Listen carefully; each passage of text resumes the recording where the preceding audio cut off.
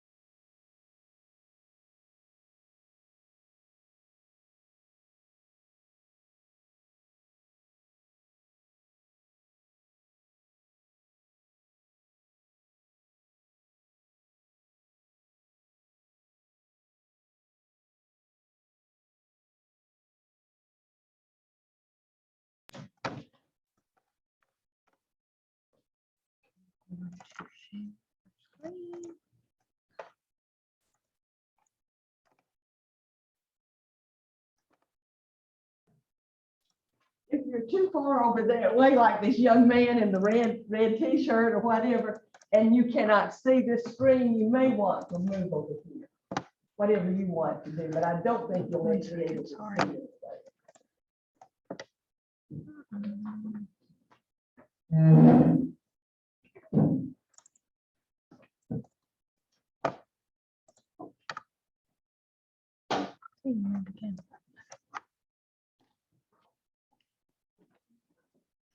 Okay, hi everyone. Thank you all for being here today. My name is Antika Hill, and today we'll be talking about coaches and athletic trainers' compliance of the heat illness guidelines. So first off, what is heat illness and why is it important? Heat illness affects thousands of athletes year round, and it's one of the top 3 causes of deaths in high school athletes. So heat illness usually affects athletes doing high intensity and long duration exercises. So before 2012, there weren't any policies or guidelines set in place until there was a spike of incidents and catastrophes during practice and competition in high temperatures. So this caused athletic staff to be more aware of the signs and symptoms of heat illness, and this overall questions the athletic trainers and coaches' compliance of heat illness guidelines. So there are 3 major types of heat illness: heat stroke, heat exhaustion, and exercise-associated muscle cramps. Heat stroke is one of the major heat illnesses, and it's also known as hyperthermia, and it's a disruption of the central nervous system and can lead to a multiple organ failure. This is mainly due to the thermoregulatory system not becoming overwhelmed and the body temperature exceeds over 40 degrees Celsius. Heat exhaustion is similar to heat stroke, but it's an overall physiological response that causes the body not to be able to exercise within the heat. So this is triggered by multiple factors such as muscle fatigue, energy depletion, and also dehydration. Exercise-associated muscle cramp, this is the least aggressive heat illness. And this is basically heat cramps that painful spasms that occur within the abdomen, and it mainly occurs to prolonged and strenuous exercise. So factors that contribute to the onset is dehydration, history, lack of acclimatization, electrolyte imbalance, and poor physical condition. So dehydration, this could be like you're just sweating and you're not replacing those fluids that were lost. History of heat illnesses. So these are athletes who are already had high risk or very prone to heat illness, as well as athletes not used to exercising in the heat. So we have to get them acclimatized to exercising in the heat, as well as people who aren't used to exercising in the heat. Those who live a sedentary lifestyle, we have to make sure that we get them acclimatized, and those are people who are at high risk as well. So as previously stated, there weren't any guidelines or policies set in place before 2012. So school districts had to implement their own heat policies and guidelines and write them themselves. So the Georgia High School Association, the NATA, and the American College of Sports Medicine, they created their own guidelines to help reduce the number of incidents occurring, and as well not only educate coaches and athletic trainers, but also athletes about recognizing, preventing, and treating heat illnesses. So the NATA, they created these acclimatization guidelines, which is a 14-day progressive period, which overall helps reduce the number of incidents occurring, as well as just getting the athletes acclimatized to that heat. So this can be a gradual increase of practice duration, or just implementing more equipment such as helmets or shoulder pads. So the American College of Sports Medicine, they also implemented activity modifications based off the wet bulb globe temperature, and these are used to also reduce the number of incidents as well. So any temperature below 82 degrees, we can continue normal activity, and also just regular scheduled water breaks and breaks within shaded areas. And as well as any temperature over 92 degrees, there shouldn't be any activity going on whatsoever in the heat. But any temperature between 82 and 92 degrees, there are more restrictions that develop as the temperature increases closer to 92 degrees, as well as there should be increased water breaks and scheduled breaks within shaded areas. But the NATA guidelines, this is the bread and butter right here. This is 18 guidelines that were set in place for the athletic trainers to abide to, and also inform coaches and athletes to take responsibility of their well-being when exercising within the heat. So this overall covers just a checklist for the athletic trainers, hydration intake, sleep schedule, and also just environmental conditions for athletes to abide by. So to ensure that the best strategies are put in place for treating and preventing heat illnesses, we have studied that local high schools in the U.S. have lacked overall compliance. Yes, these guidelines were set in place by the NATA, but that doesn't mean only athletic trainers have to follow these guidelines. Athletic trainers aren't the only ones that work with athletes. Coaches are the main ones who primarily be around athletes at all times. So that's why it's very important that the coaches and athletes understand these guidelines when other medical staff or medical personnel aren't around. So also, there are many states in the U.S. that are under a state mandate using the heat illness guidelines, and these are the states that shows more compliance. Any states that aren't under a state mandate show lack of compliance. So there's recent studies have shown over 37% of U.S. public schools hire full-time athletic trainers, while the majority, they don't have any athletic trainers at all, or it's people that volunteer to be an athletic trainer. So it's also shown that having more than one athletic trainer or medical personnel, we're more likely to implement these strategies as well. So having more athletic staff, we can lead to more compliance and ensure the safety of athletes. So the overall purpose of my study is to determine the relationship between the number of days coaches and athletic trainers cancel or modify practice in correlation to the number of high temperature days in 2021.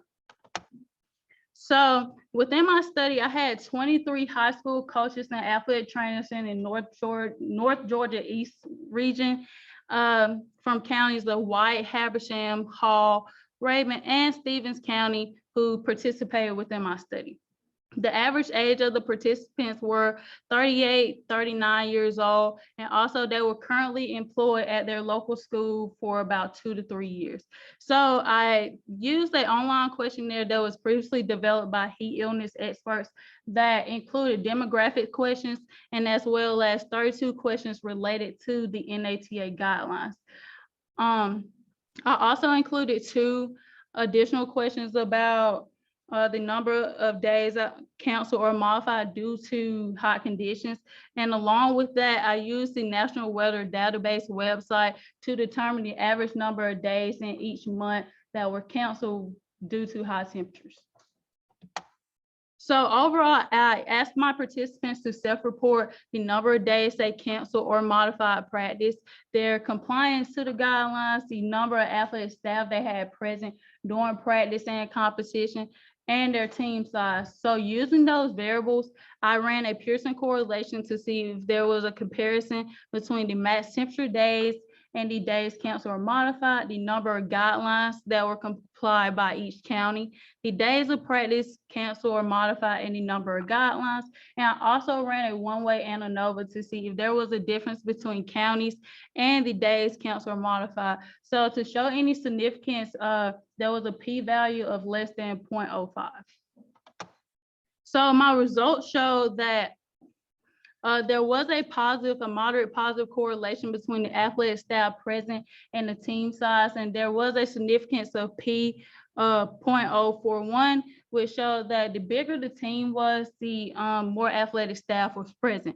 There was also negative correlations between the max temperature and the days canceled or modified, along with the number of guidelines complied in the days canceled or modified, and athletic staff present in the days canceled or modified. So all of these didn't show any significance, and there weren't any correlation between these, but there was a difference between the counties and the number of days canceled or modified. So there was a major difference between Rabun County and White County, Habersham in Rabun County, and Hall in Rabun County.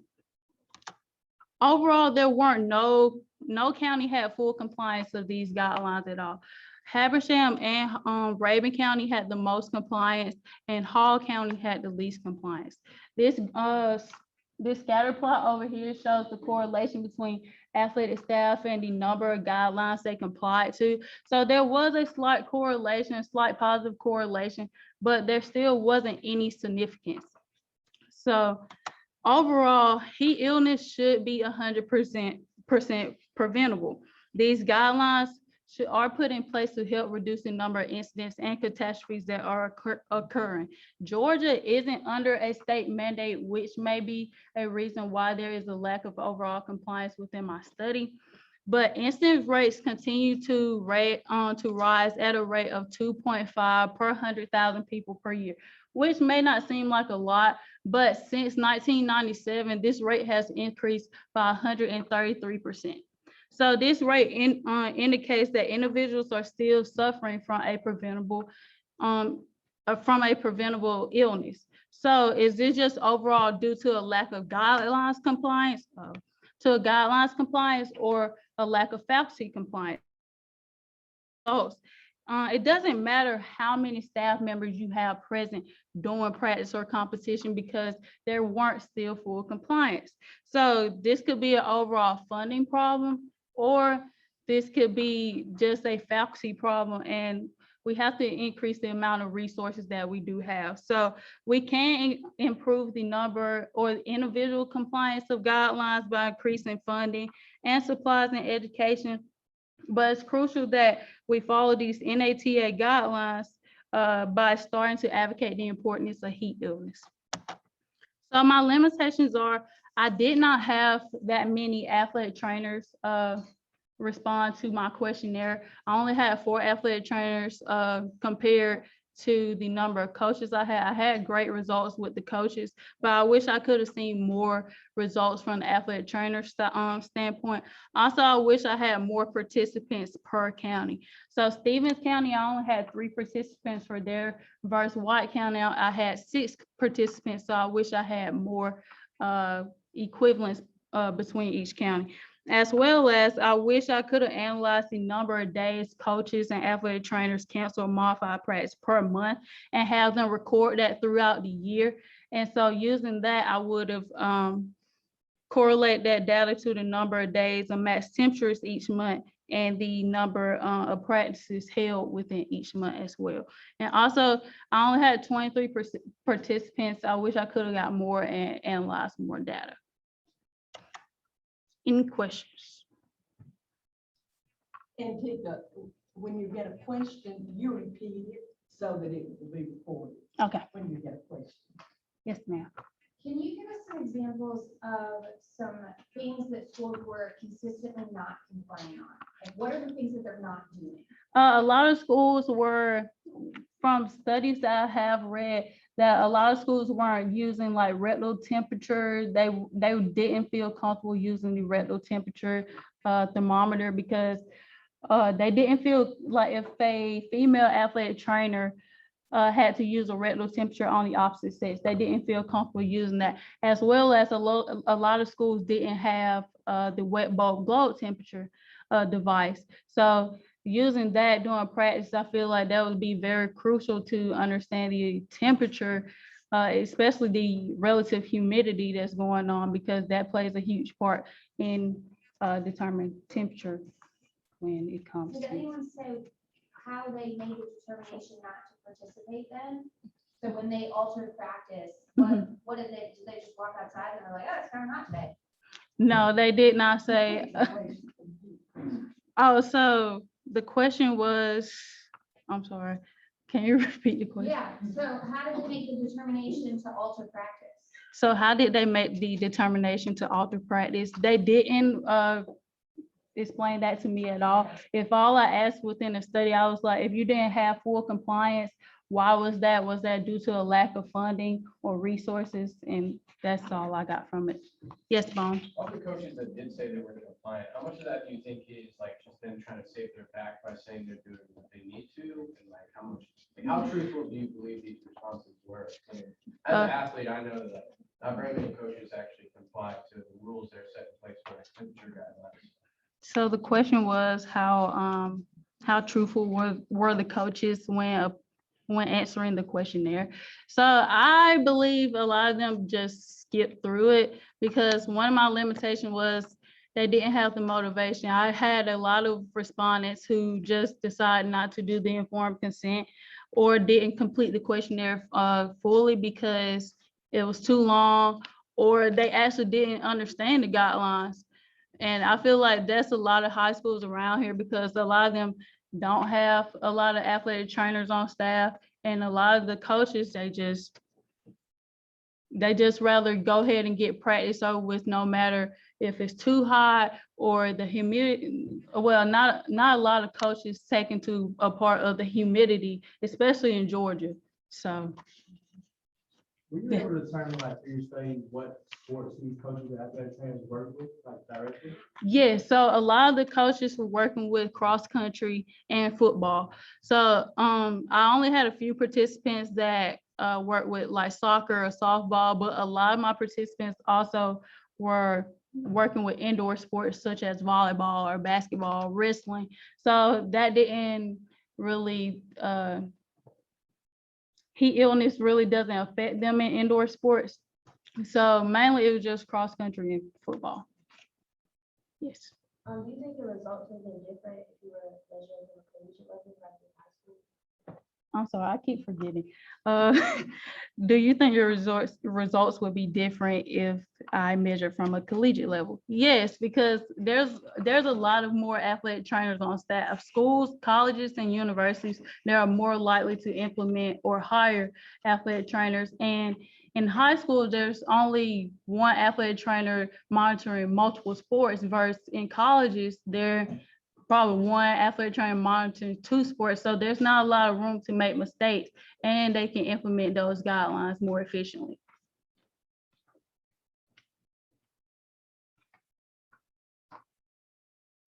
Yes. Do you think that if the schools had the resources, they would be more willing to participate if they didn't have to come up with a Yes, I feel like funding is a huge problem, especially like I feel like an area like this is in more rural areas, you won't find much funding. But in more areas like Atlanta, there's a lot of funding. There's a bigger school, more athletic staff present. So I feel like that plays a huge part.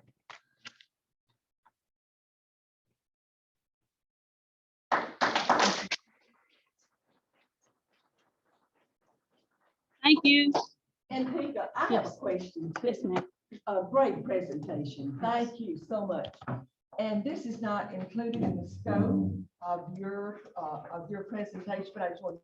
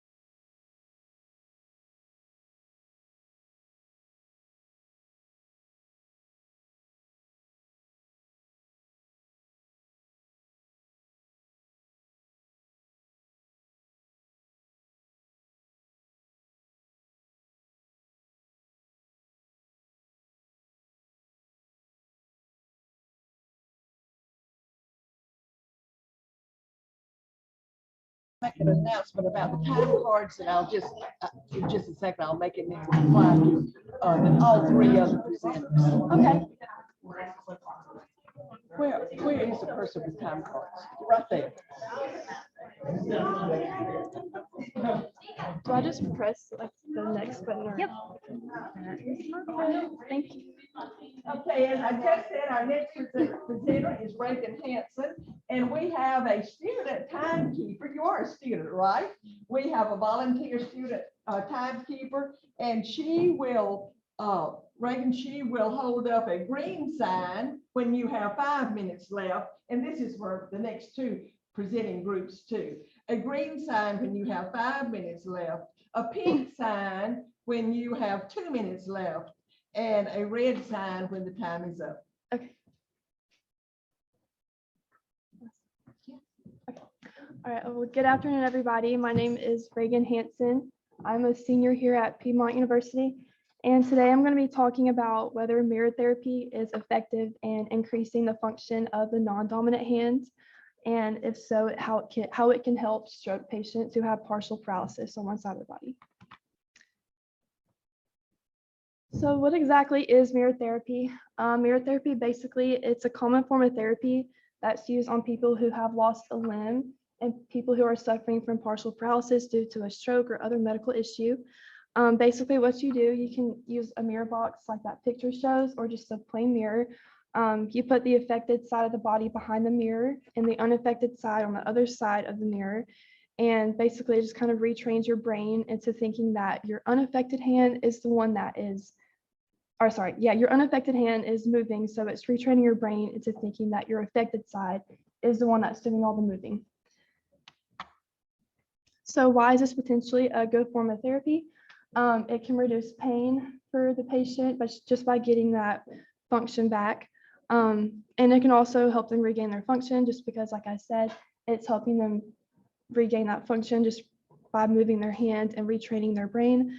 It's also easily accessible. Like I said, you can just use a mirror at home. It doesn't really require a lot. And it's also really easy to use. If you just, like I said, you could use it at home. Doesn't really require a lot of people like a PT or anything like that.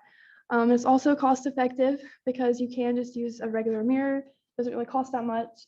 And it also increases patients' motivation to complete therapy. A lot of them, when they're in rehab or in the hospital, they're kind of hesitant to complete therapy. So just by doing the mirror, it gives them that sense of independence and freedom to do it by themselves. So they may want to do it more. So the purpose of my study was to determine if the function of the non-dominant hands in healthy individuals can increase by completing various tasks while utilizing the mirror box.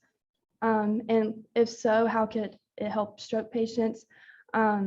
And these three pictures are kind of just what I focused on. The first one is kind of just increasing positive stroke outcomes. So getting them from a wheelchair back to standing and doing everything they normally do. And the second picture is just kind of just increasing quality of life. Just getting that sense of freedom and independence back that they may have lost from a stroke. And the last one is just examples of activities of daily living, which just include things we do every day: bathing, eating, dressing, stuff like that. So my participants, I had 12 individuals, both male and female, between the ages of 20 and 25. And this table just kind of shows the demographics. The average age was around 22. And then most of them were right-handed.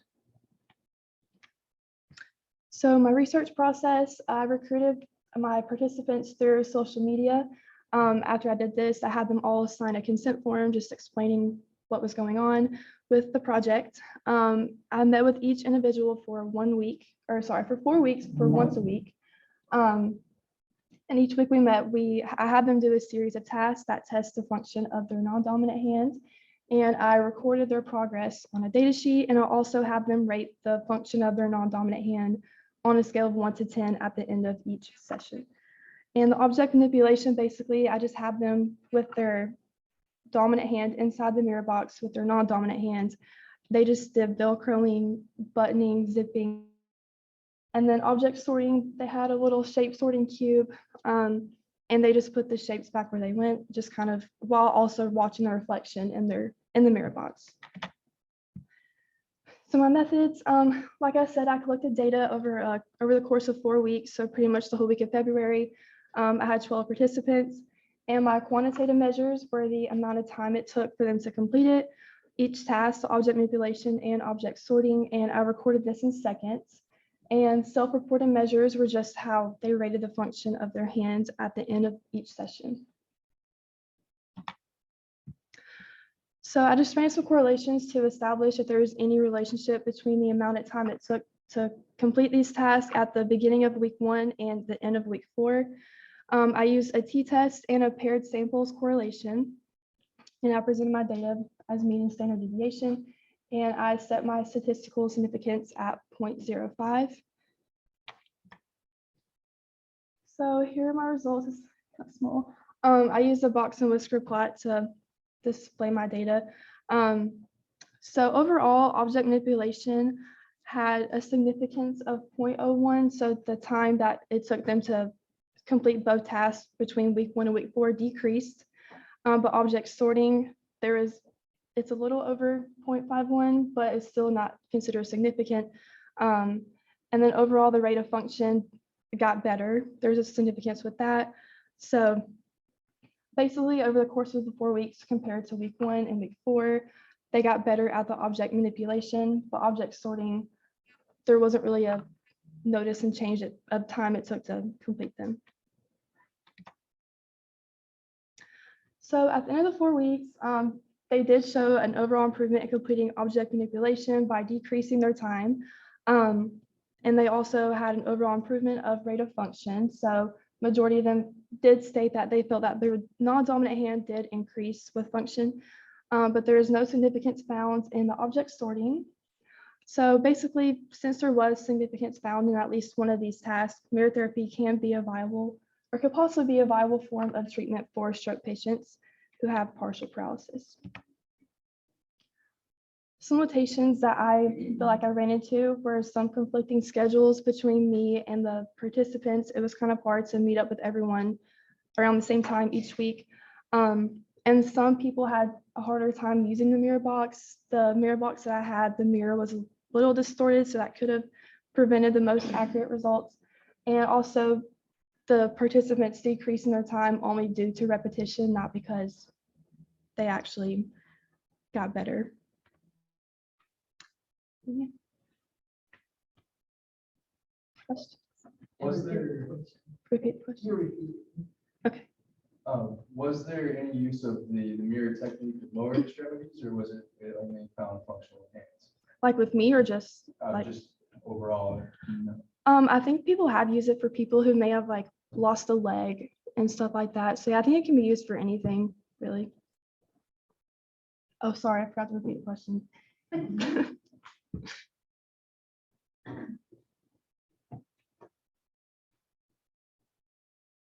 Megan, good job. Very, very well done. Can you explain just briefly, I know you mentioned it initially, but could you explain a little bit more on how mirror training can help individuals who have suffered a stroke?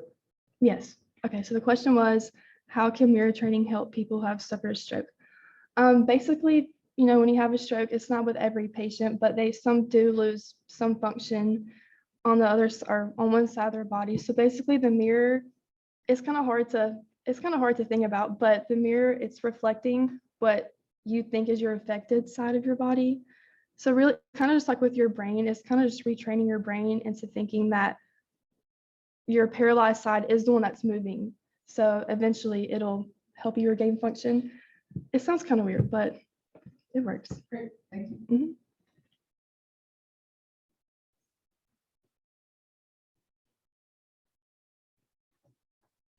Okay.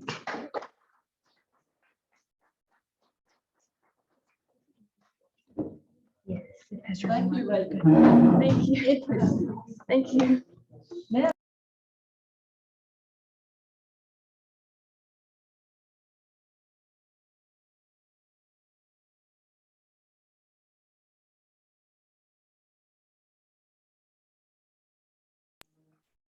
One second, sorry. No worries.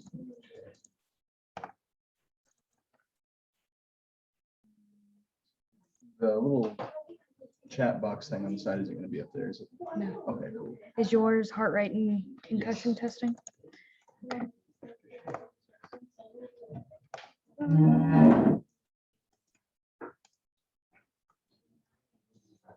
Let me make sure you are not muted.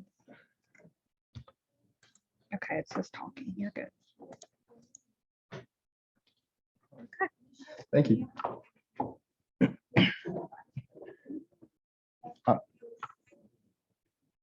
Good to go? You're good. All righty. Good afternoon, everybody. Thank you all for being here. Reagan, Antika, you guys did a great job. My name is Andrew Gooch, and today I will be presenting my research findings on the relationship between elevated heart rates and field concussion testing. So why is it important? Concussion research is always beneficial to both the sports science fields as well as to the athletes. It improves athlete safety as well as the athletic training protocols for treating concussions. Another reason that it's important is that there's minimal research on concussions and their relationship with heart rate, especially in the lacrosse setting. There's also a potential relationship between brain function and heart rate. So with that, an elevated heart rate may cause increased brain activity and things like that. There's also a potential that an increased heart rate in a concussion setting could mask or present signs of concussion that may not be there. So for my 3 pillars of research, I had 1, the concussion basics, which is determinants of concussion, the frequency of concussion, as well as the reporting rates of concussion, as some athletes may not choose to report their concussions or may be unaware that they have a concussion. Pillar 2 was concussion testing itself, which includes the baselines, field evaluation techniques, as well as the testing criteria that they're looking for with these techniques. The third and final pillar is lacrosse impacts. This includes helmets, safety equipment, impact rates in practice versus games, as well as, again, that minimal research in the lacrosse field. So for my subjects, I took a sample of 20 collegiate men's lacrosse players aged 18 through 22, and the subjects were selected from all positions and tested the same way. So that would include goalies, attackmen, defensemen, as well as midfielders. And they have all completed that same consent form, as well as a demographic concussion information form that would present any previous concussions, current concussions, or things that may cause any variability to the study. For my instruments, there are the previously mentioned consent and demographic forms. A chest-worn heart rate monitor, rather, was used for pre and post-activity heart rate monitoring. And then the field testing protocols provided by concussion vital signs were used as well, as they're the gold standard for a lot of athletic programs and training programs. And then finally, the field markings of the lacrosse field, as well as cones to differentiate which lines would be used for the heart rate elevation activity, were utilized as well. For my testing procedure, each athlete was instructed to wear the chest-worn heart rate monitor, and that was to record their heart rates for both pre and post-activity concussion screening. For the pre-activity concussion test, they started with a baseline heart rate, so I calculated their resting heart rate through that. They were asked a 5-question memory questionnaire, a 24-question concussion signs questionnaire, and then a balance test, or the balance error scorer system test more specifically. Following the pre-activity portion, the athletes were allowed to perform a warm-up of their choice to prevent any injury with the heart rate elevation activity. And then following this, that same concussion testing protocol was completed so that the elevated heart rate scores could be recorded. Also, a modified All-American run was the preferred heart rate elevation technique. They would start there on the very bottom line and run up to the extended goal line of the women's arc, which is that little half circle there, and then back up to the restraining line, which is the line right before the midfield line, and then back, and then up to the midfield line again and back. And this was all completed in rapid succession to elevate that heart rate.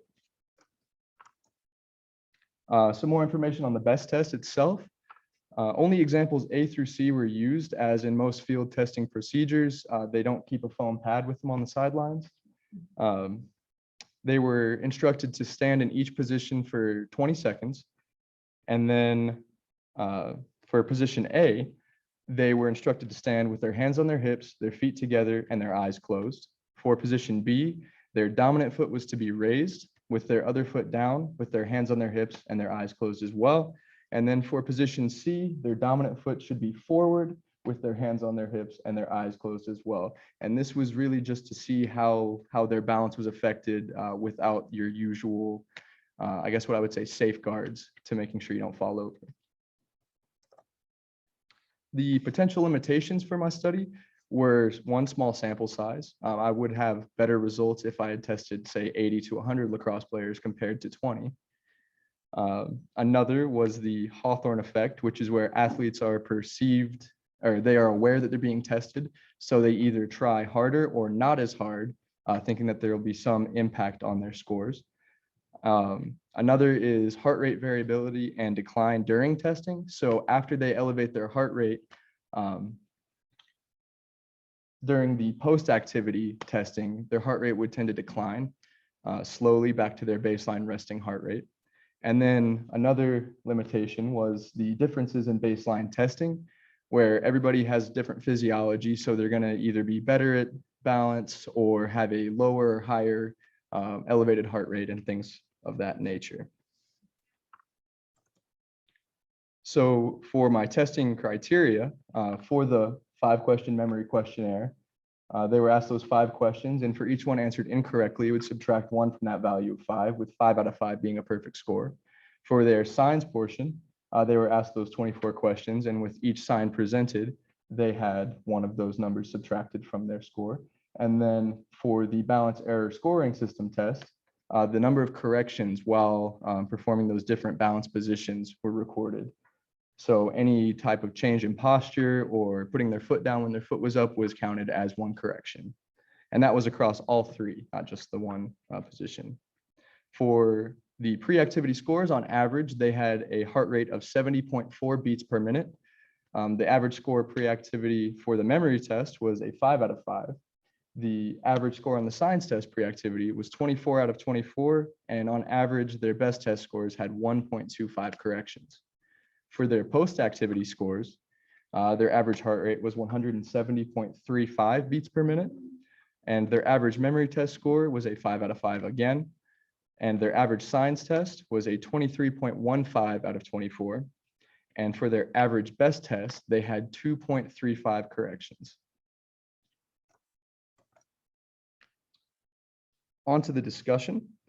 Most pre and post activity science tests were the same with very few outliers. And there was also a notable difference between pre and post activity best test scores. The science testing post activity did indicate those balance corrections. So that's why instead of having a 24 out of 24 on the post activity portion, there was the 23.15. And there was an increase in corrections during the best test with the increased heart rate, which had a p-value of less than 0.005. So for my results, here are the graphs. On the left there, you have the best test scores, and on the right, you have the heart rate measurements. In green, you have pre-activity, and in gold, you have the post-activity. You can see there that with the elevated heart rate, the number of balance corrections did increase, indicating that there may be some relationship between an increase in heart rate and an athlete's ability for their balance. Are there any questions? Yeah, how much do you think caffeine consumption played a role in the results of your heart rate monitoring? So on that questionnaire, how much did caffeine interfere with the results of my testing was the question. So on that questionnaire, I did include, are you taking any supplements or things like that that may indicate or change the outcome of the testing? I can't say for sure, as much of that would require a little bit more of a study, but I'd be more than happy to follow up with you on that at another time. So you said you had about like tested about 20 people. Do you think maybe if you had like a bigger test group and you actually divided it up in different positions for lacrosse, do you think the heart rate, or do you think that you would have gotten different results from that? So if I had divided up my test group by position, would I have gotten different results on my testing? I would say potentially with positions that run a little bit more, they might have better acclimation to that elevated heart rate. So if you tested a goalie compared to a midfielder where they're always running, sprinting back and forth, they may be better at balancing or remembering things or things like that because they're just used to it.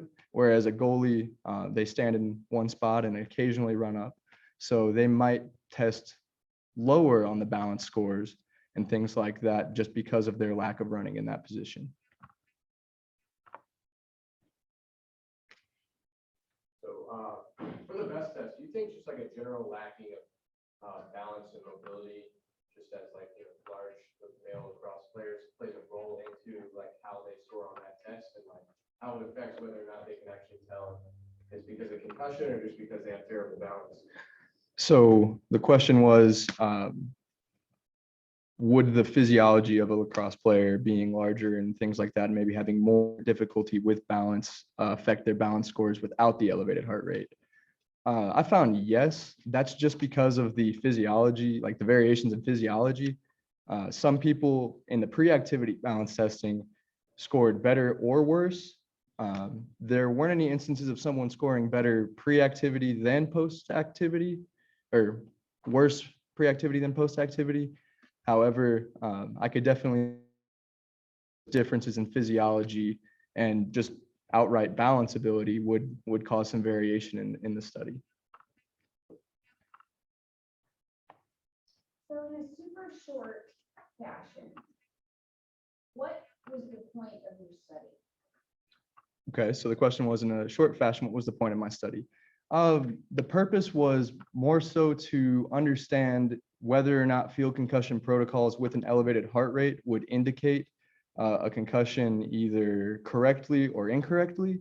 So as an example, if a midfielder had just run up and down the field 3 times and then got knocked out in the middle of the field, if his heart rate was still up, if they did that field concussion testing protocol, if he would score better or worse, and with that, potentially the trainers would need to allow their heart rate to decline before getting an accurate response to their field testing. So is it heart rate or is it potentially just like fatigue related with the best test? That's something I hadn't accounted for. For the most part, I was thinking more along the lines of adrenaline being a factor and that increase in heart rate. Fatigue, which with my study, whenever I was testing the athletes, they had only run that sprint. They hadn't been playing a whole game prior to that.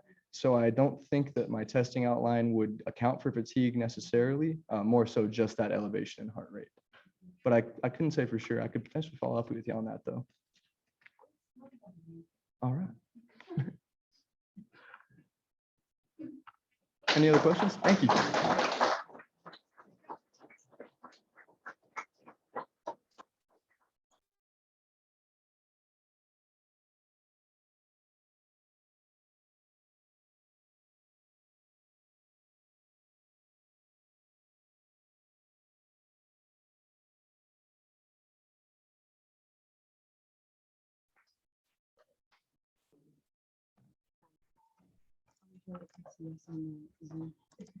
I can see your presentation now. See your sharing screen.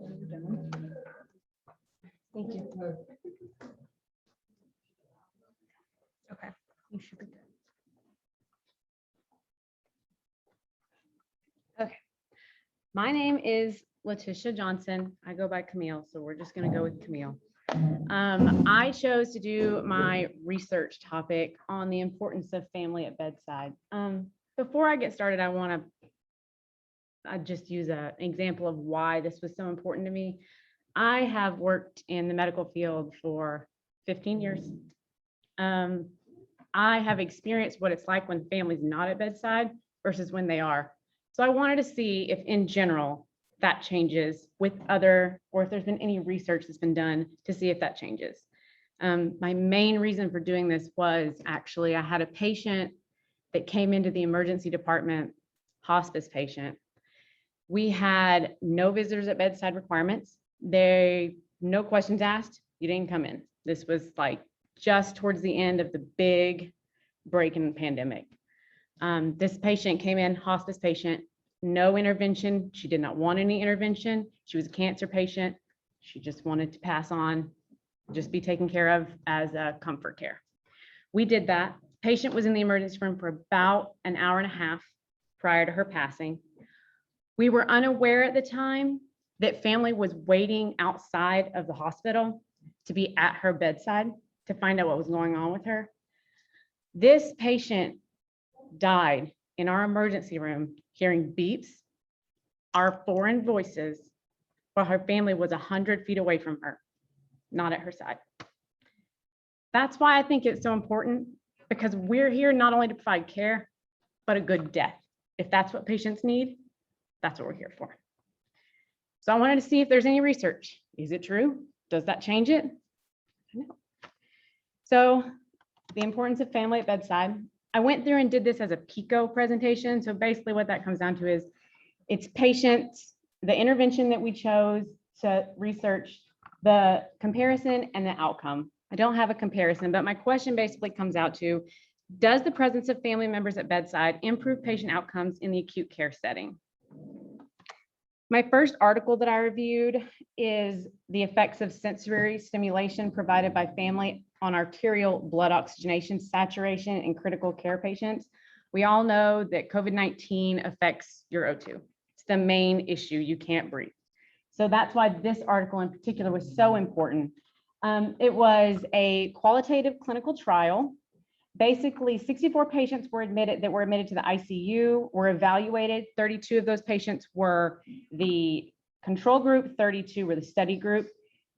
The requirements to be a patient in this study is to be 18 to 60 years old, admitted to the ICU for over 24 hours, no past addiction or to smoking or alcohol or drug use, no mental, hearing, or issues prior to having had been intubated, and then no medication of intake prior to the testing, no nitro, no dopamine, no dobutamine. So these patients are all intubated patients. They're unable to respond. But the question is, do patients coming in change their O2 sat while they're in the room? The patient's family members came in, sat by patient, held their hand, talked with them both about their stay in the hospital, what was going on at home, and we tried to see if there was a change in oxygenation saturation.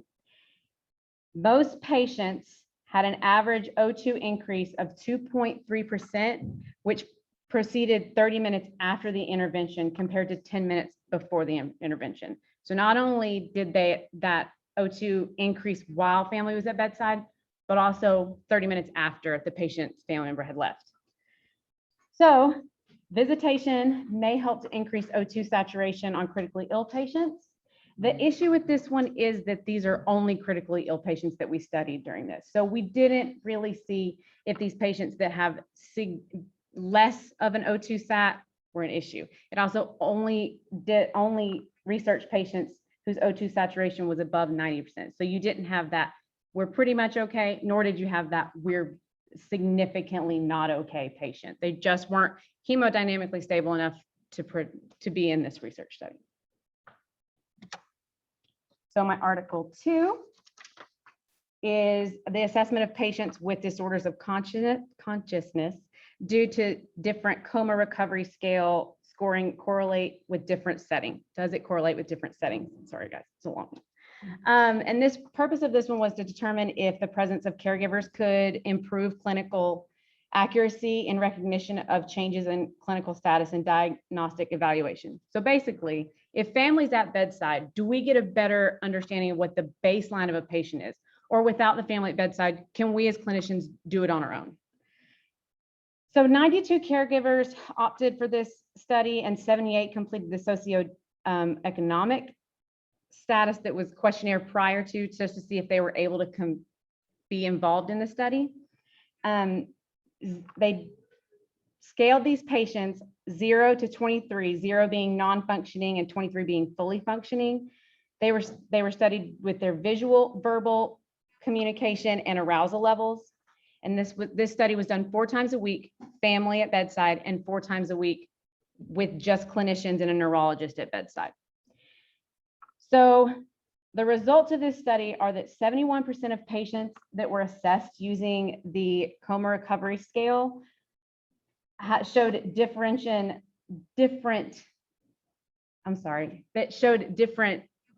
results with the neurologist versus with family members.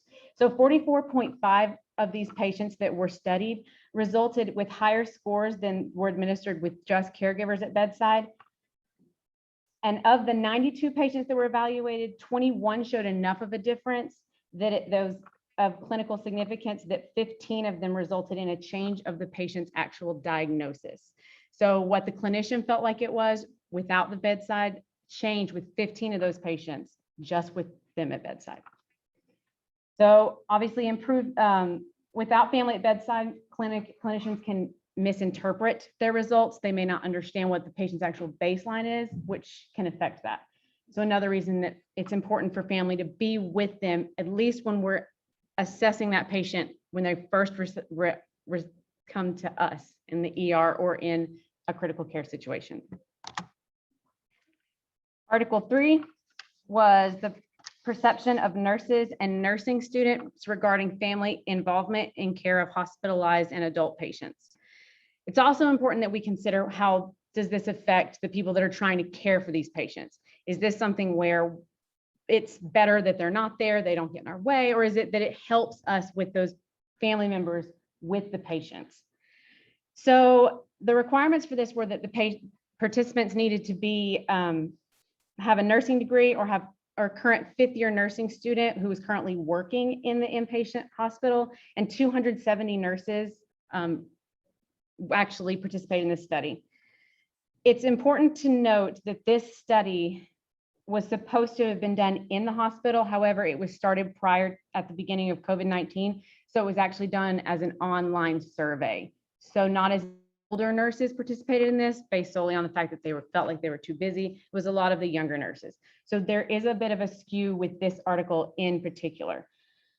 So, but family at bedside, nurses admitted that family at bedside improved communication with them between the nurses and relatives. It also allowed nurses to provide adequate care and teaching for their patients and in the aftercare, which is so important because these patients are only with us for a little bit of time, but these family members are with us ongoing. If they're with those patients throughout their stay, they know where they started, they know where they're going, and we know where we're headed to.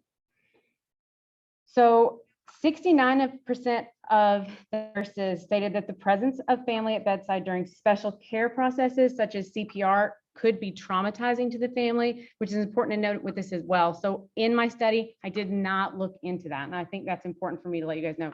If these patients are having CPR or extremely invasive procedures done, that is not something that I looked into in general for this study. So as we can see, the nurses stated that they felt like it was important for family to be at bedside. It helps them, it helped the family, and it's best for the patient ongoing in the process of them getting better. Article 4 was emotional processing of personally familiar faces in a vegetative state. This was a pretty in-depth study. So basically this study took into account 13 healthy control subjects with no history of neurologic or psychiatric illness, but that were currently in a vegetative state.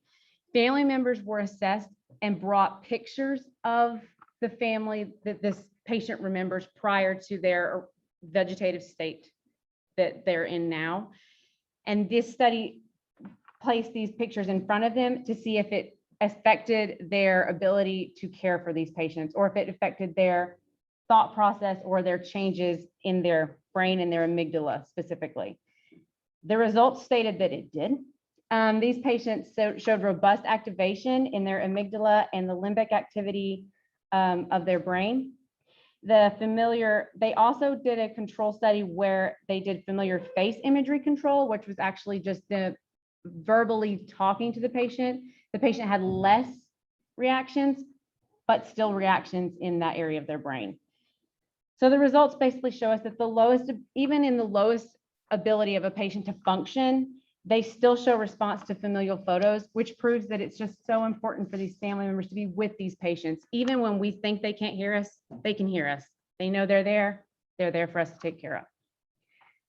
So my final, my second, article is the visitation in the intensive care unit, impact of infection prevention and control. The main reason that we didn't let people into the ER or into the hospital at all was because we were afraid everyone was going to get COVID. So I looked in to see if it was actually a difference. Did it change when patients were allowed to come in and be at bedside with these, with their hospitalized family members? And after this article specifically looked at 5 different hospital systems that had open visitation policies, and the results were that there actually was no increase of infection rates during the time that these family members were allowed at bedside. As long as they were screened prior to arrival, they didn't have anything coming in. They didn't show any increase in the overall infection rate in the hospital nor in the community. And in fact, there has been no data recorded which suggests that patients' infection rates increase when visitation policies are opened. Final article, is a practical approach to hospital visitation during a pandemic, responding with compassion to unjustified restrictions. The question here is, the point of this article is to give us, what do we do? Like, we know that it seems like it helps, but what do we do to make sure that harming other patients or ourselves in the process of caring for these patients? This article actually gave a stepwise approach for hospitals to follow in order to provide the best care for these patients and to also allow visitors in without increasing infection rates. There are 2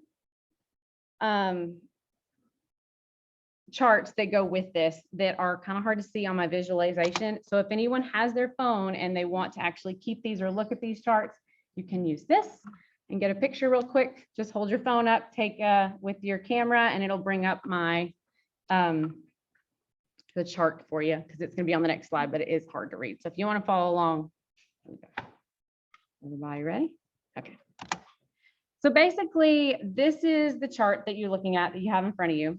It goes through a stepwise basis of considering what's going on in the community as to whether or not we need to allow people in and how we need to go about that.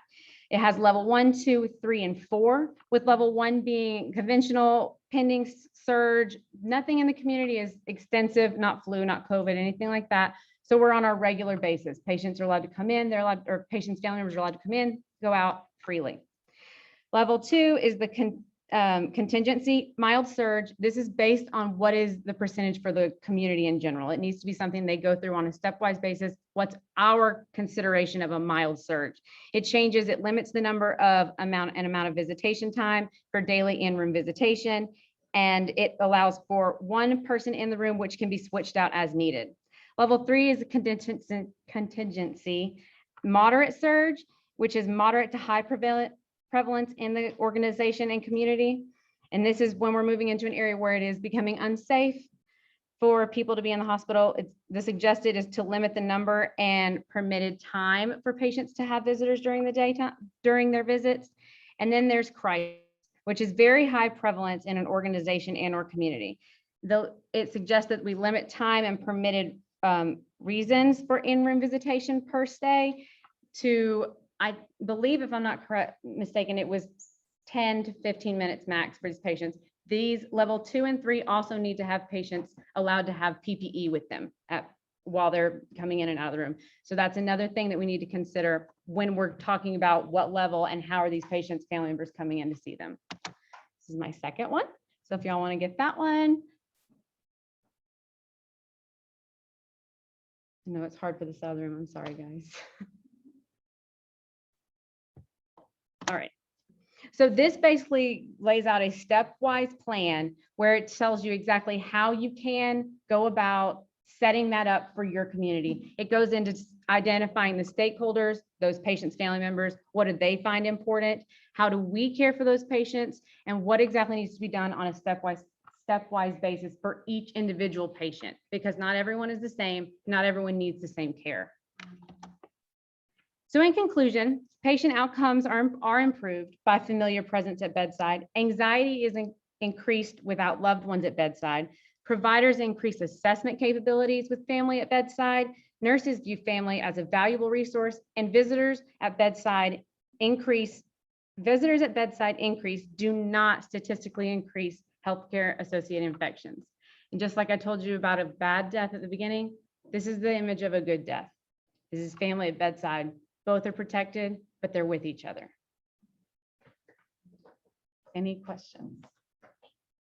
Yes. So you talked about how COVID affected people at bedside, and like how that affected just people in general that are in the hospital.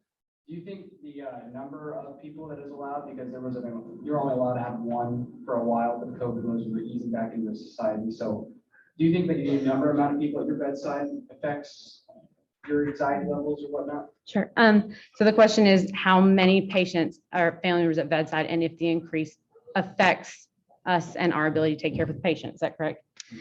I think that it depends on the situation, which is a big thing. I know that in my emergency room, if you have a patient that's in a room, a closed room, there may be more room for more visitors. And if you're in a room where it's just a curtain, it can change things. There's just not enough room for us to care for the patient and for family to have multiple visitors.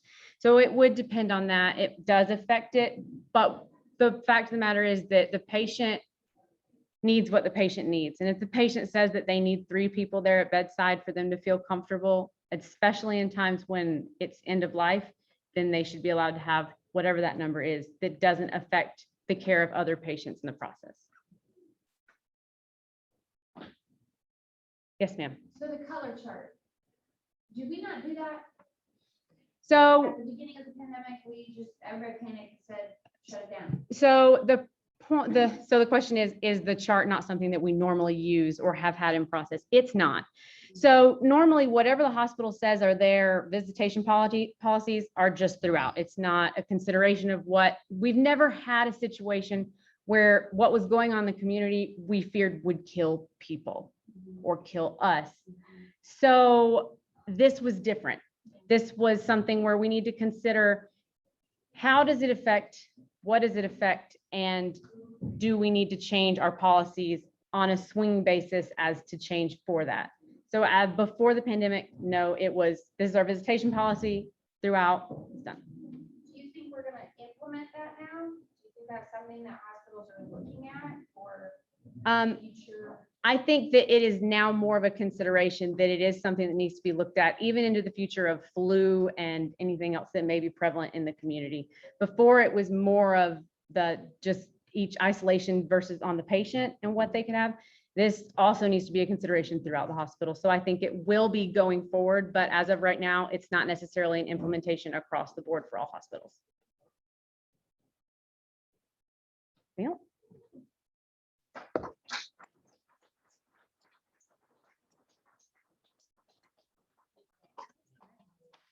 Awesome.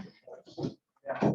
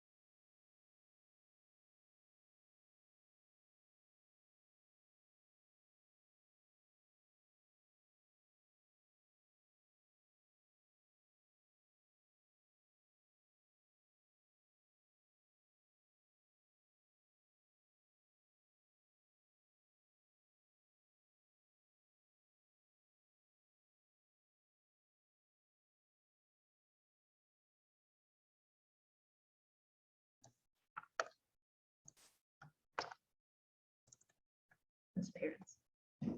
God, sorry. I could probably present that, but that's funny. Sorry. Just remember the question thing, okay? And does it do like presenter view or no? You can go back and give it a shot. There They're you gonna go. show up on there. Yeah. Shoot. Oh, man. You just need to bring it on there.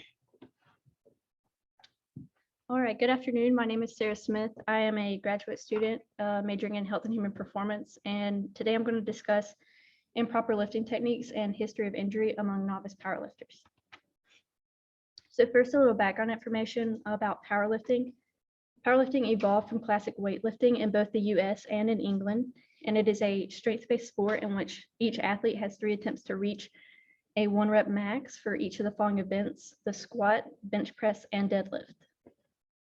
Previous research has suggested that there is a low injury rate in elite level powerlifters. There's about 1.5 injuries per 1,000 training hours.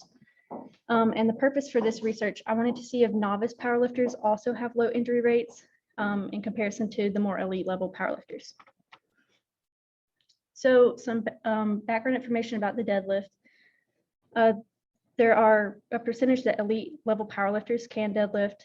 The male powerlifters can deadlift at least about 260% of their body weight, while the elite female powerlifters deadlift typically about 200% of their body weight. And their 2 most common stances, the conventional and sumo, and we'll break this down a little bit further. So some types and variations of the deadlift. There are multiple variations that we can incorporate in training. The conventional standard barbell is used mostly in powerlifting. We can use a trap or hex bar, as well as Romanian deadlift, the single leg Romanian deadlift, dumbbell deficit deadlift, and then block deadlift, as well as many others. So the pillars for my study, I had 3 main pillars: factors that affect a lift, determining the starting position in anthropometrics, and then reasons for progressive overload and injury risk. So my first pillar, the factors that affect a lift, the breathing techniques. It is suggested that you breathe in through the, so you're going to breathe in during the less strenuous part and breathe out during the more strenuous part. And then bracing, the use of weight belts has been used, especially when attempting max loads or submax. But the problem comes in when we use weight belts all the time. It actually reduces the amount of contraction that your abdominals have, thus weakening you and exposing you to increased risk for injury. Rest periods are also important. If you're reaching near max levels of a lift, it is suggested that you do 2 to 3 minutes of rest in between, and that can decrease depending on what your goals are. And then range of motion and flexibility. It's important to have good range of motion and flexibility to be able to get down to the starting position and complete your lift. And then proper footwear. There has been previous research regarding shod versus unshod, and unshod simply means lifting in socks or barefoot. And the research has suggested that lifting unshod, you're actually able to produce greater forces to the floor and therefore lift more. So my second pillar is determining the starting position based off anthropometrics. The placement of the barbell in the deadlift alters the starting position for the lift.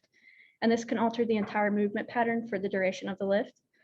The placement of the feet also determine the stance, which is what I mentioned earlier. The sumo, the feet are positioned wider than shoulder width and turn outward.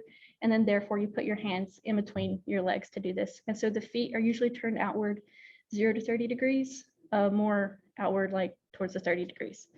And then conventional, the feet are positioned shoulder width and they're not turned outward as much. Therefore your arms are placed outside of your knees.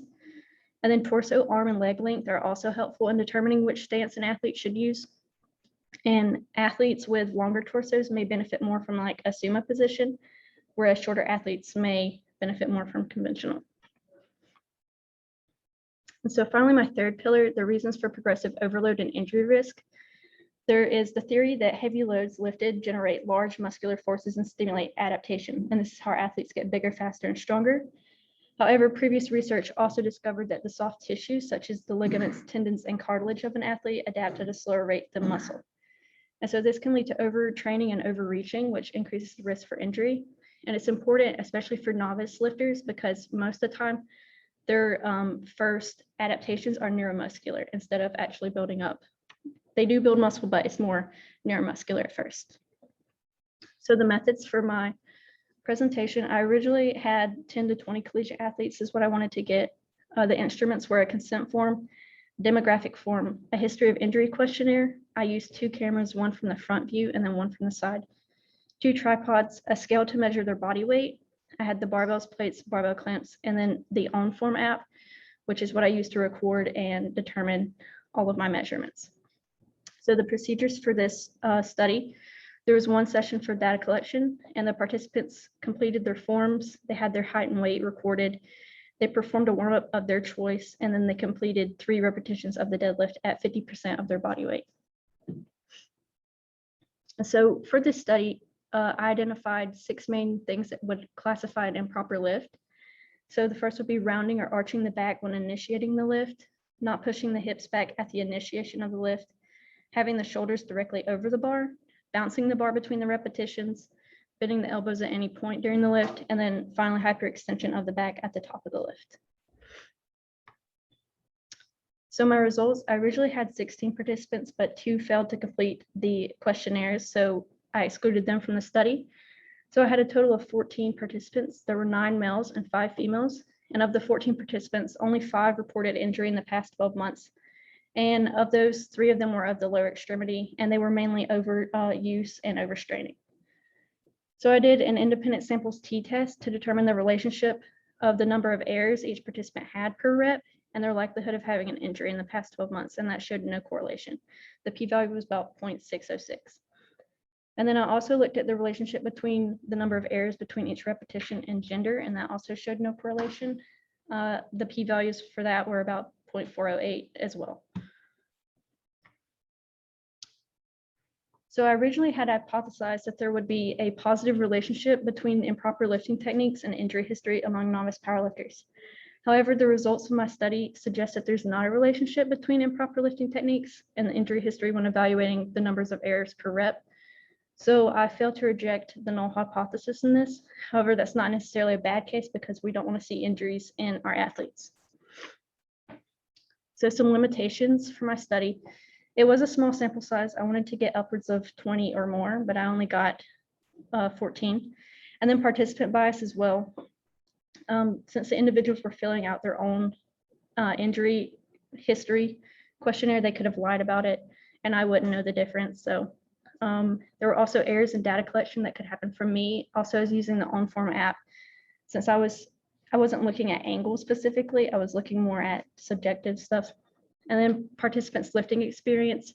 Most of these participants have been working with the strength coach over the course since he's been here in the fall. So they've gained more knowledge about lifting techniques. These are my references. Any questions?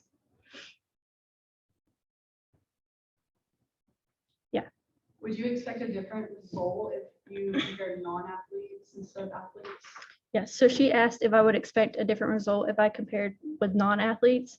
I believe that there would be a different result, and I feel like it would show more towards perhaps the positive side of having injury risk, because many individuals that truly start out novice, they will look at YouTube videos, or they'll just go look at people in the gym and look at their form and try to copy it instead of going to a personal trainer or a strength coach that has that level of expertise to actually train you in the moment.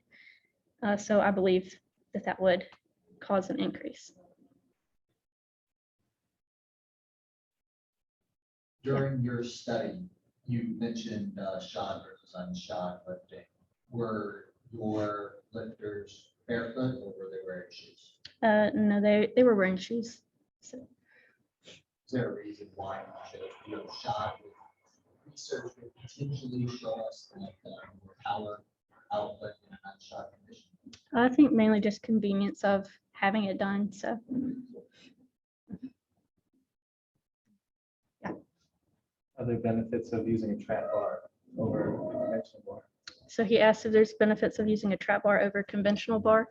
I believe that there are some benefits of using a trap bar. You're able to lift more weight, and the position of it, the handles are usually higher up, and so you're able to have a neutral grip and you're able to lift more. And then it also can, I would say it increases peak performance of it. So it's definitely beneficial for training aspects, and then you can actually incorporate that into doing more with the conventional. So Did you notice a difference between at all from a male and female perspective? Did you see if there was any significance in that? Or no? he asked if there was any significance between the males and females. I couldn't find any significance. Perhaps maybe since I had less females, if I would have had more people in the study, I could have found some significance. So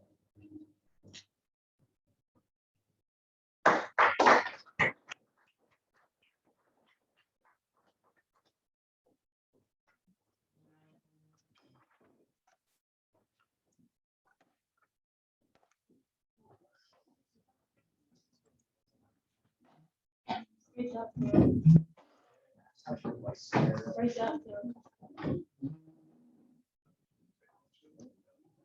see it?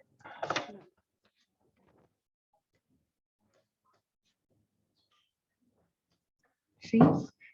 Stop share. And then watch this. So share screen, and then this is parent. No. Okay, this one. There you go. Good? Y'all are sharing the wrong screen. Yeah, I so- know. Okay. I just told her. All right. We didn't want to. Got it. Mid-presentation. Okay, that. Thank you.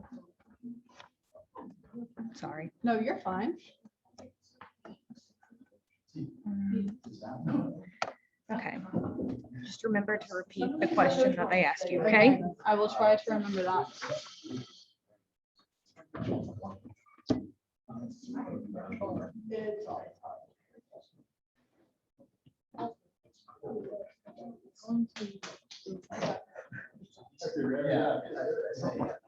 It is mighty suffocating in here.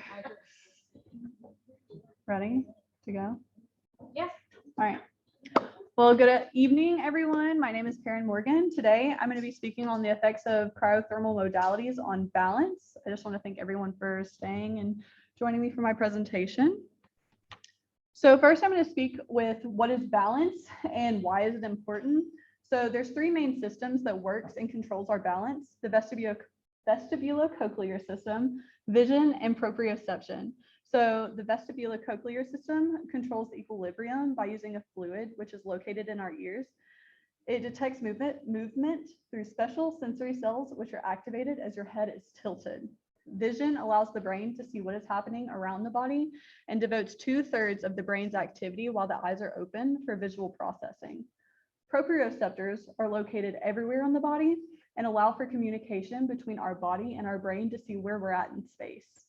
So if all of these systems are working together properly, then balancing is a pretty easy task to accomplish. However, if one of these systems fails, then the brain has to create other pathways for us to compensate for balance. So there's two main types of balance: static and dynamic balance. Static refers to the ability to balance while remaining still, while dynamic refers to the ability to remain in balance while in motion. So as you can see, it's pretty important in our everyday lives because without balance, tasks such as walking to class, getting out of your chair, and any sports related movements would be pretty hard to accomplish without balance. So now I'm going to speak on the effectiveness of a warm-up. So I'm sure everyone in here has been told that you need to warm up before an activity or any sports related movement, but why is it important? So activating your muscles before performing an activity not only allows you to make your muscles ready for that activity, but also prepares you and puts you in the correct mindset for that activity. Stretching is also something that is considered to be in addition to your regular warm-up because it increases blood flow to your muscles and allows your body to increase its flexibility. A good warm-up will raise your body temperature, which is helpful for your muscles because it increases the oxygen and makes your muscles more readily available and allows them to contract and relax more easily, thus reducing injury. So what even is cryotherapy? Well, it literally means cold therapy. It's a technique where we expose the body to extremely cold temperatures for several minutes. This alters the body's physiological aspects and helps the body create the perfect condition for healing. So as you can see in each of these bullet points, the main purpose of cryotherapy is to decrease pain. We do this by vasoconstriction, decreasing the cell metabolism, and decreasing the sodium potassium pump. For my study specifically, I focused on decreasing the sodium potassium pump, which leads to a decrease in nerve conduction velocity. This leads me to the purpose. The purpose of my study was to determine how cryotherapy affects your balance. So my first question is, how does balance is affected by cryotherapy? So as mentioned in my previous slide, cryotherapy decreases nerve conduction velocity, which causes less signals to reach the brain, therefore affecting our body's proprioception, decreasing one's balance. My next two questions are focused on movement and why they're a contraindication to modality or cryothermal modalities. This means that when the cryothermal modality is put on, it decreases your soft tissue temperature and therefore decreasing your sensory nerves and the nerves that can relate to your brain, decreasing your balance. So why do we not use it before activity? And then my last pillar was a combination of my first two. It discussed why the reason we warm up rather than use cryothermal modalities before activities. I hypothesized that the cooling of the body's tissues will have a negative side effect on a participant's balance. That leads me to my participants. I had a rather small participant study. In my study, I had 11. I only had 6 females and 5 males, and of those, 10 were competing in an NCAA Division III sport at that time. I recruited my athletes by posting flyers around campus and also posting on the Piedmont app. And the average age that I ranged was 19.8 with a standard deviation of 1.3. Any exclusionary measures for my subjects included cold sensitivities, non-compliance to fill out my consent form, and any acute injuries for the lower extremities in the past 3 months. So I used 2 balance tests to assess static and dynamic balance. The Y balance test required the participant to reach in 3 directions, 1 in front and then 2 behind, as you can see in my picture. And I asked them to stand on their non-dominant leg.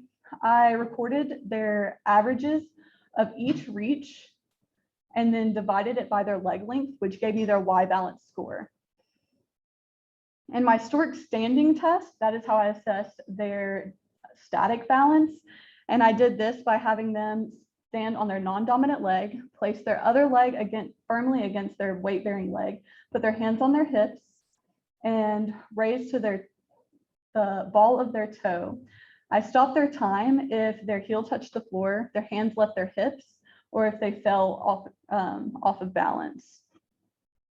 And I graded these participants just mainly based on the time that they completed the Stork standing test.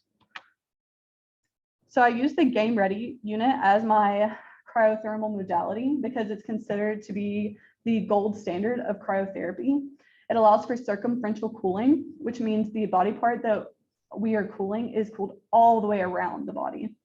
And that reduces the time that the muscle warms up after the cryotherapy is given.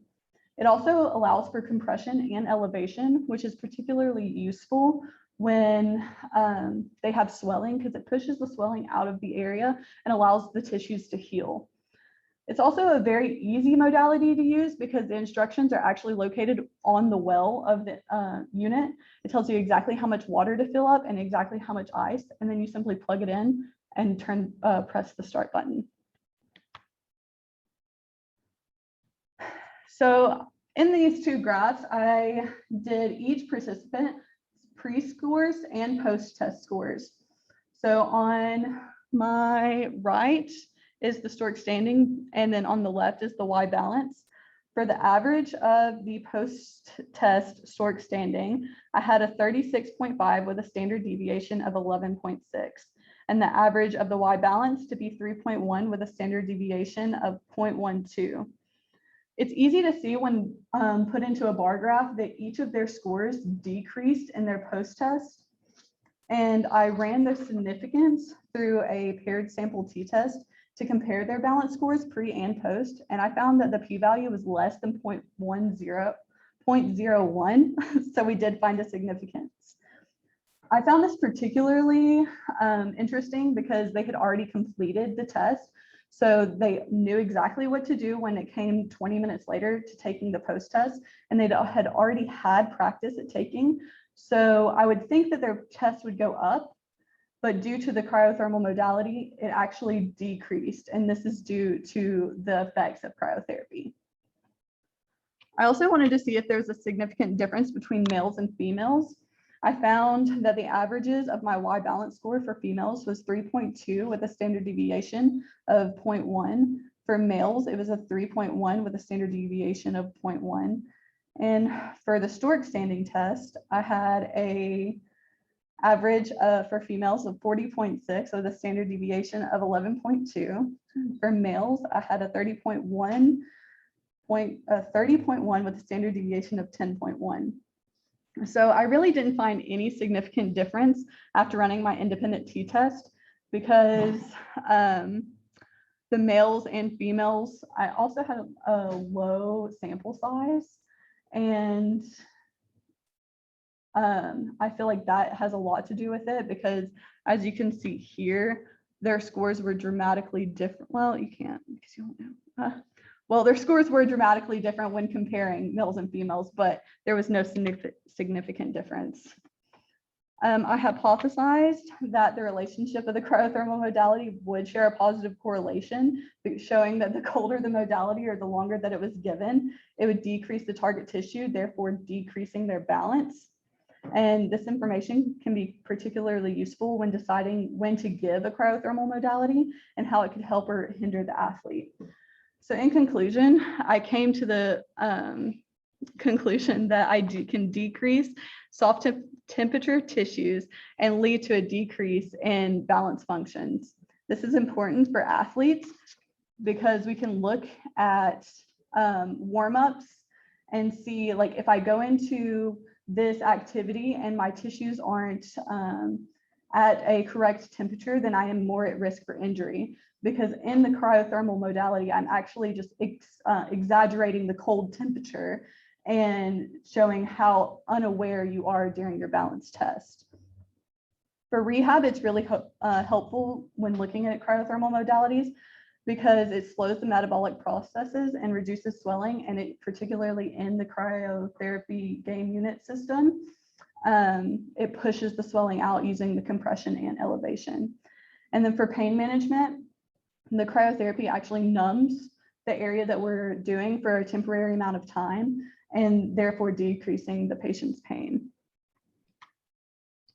Limitations to the study. So many research articles that I found said that I had a 7-minute window between when I took off the cryotherapy modality and to the end of my post-test. I had 7 minutes.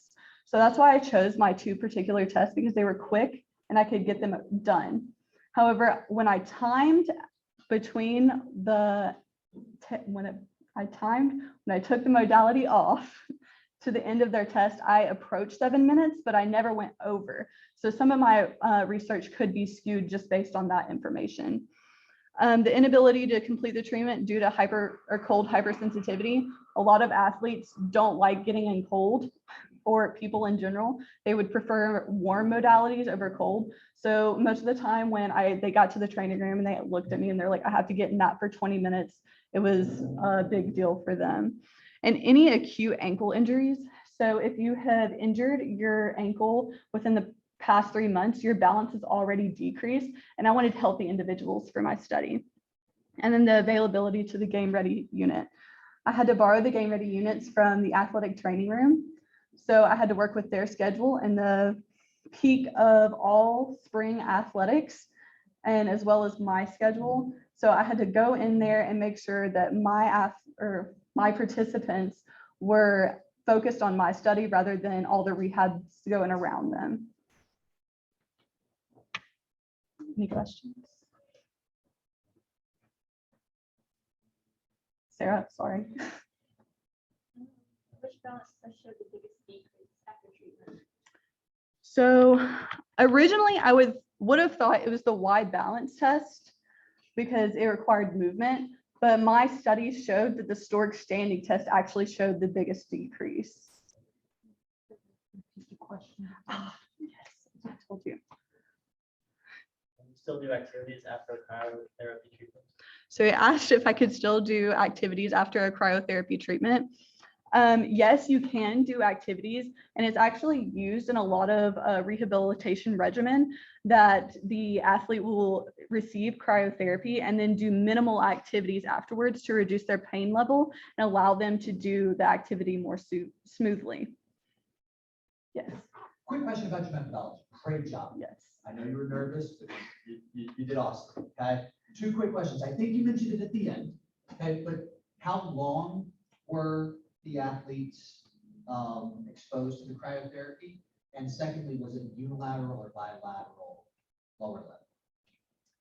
So he asked how long the athletes were exposed to the cryotherapy and if it was a unilateral or bilateral lower limb. They were exposed for 20 minutes and I only did one limb, which was their non-dominant leg. And that's the one that I used for the test. And that was the one that was on the ground. Yes, on the ground, their weight-bearing leg. Any other questions?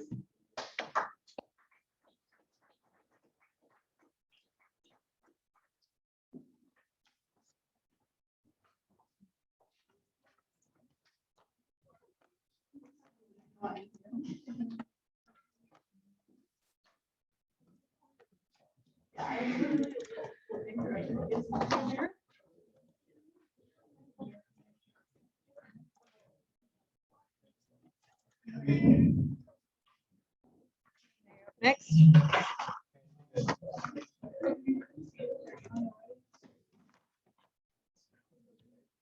Let me just test this. You are going to do fabulous. Screen share.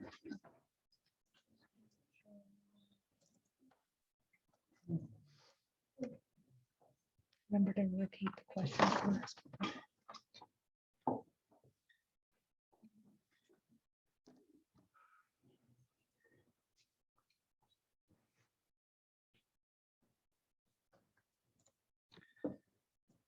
Am I good to go?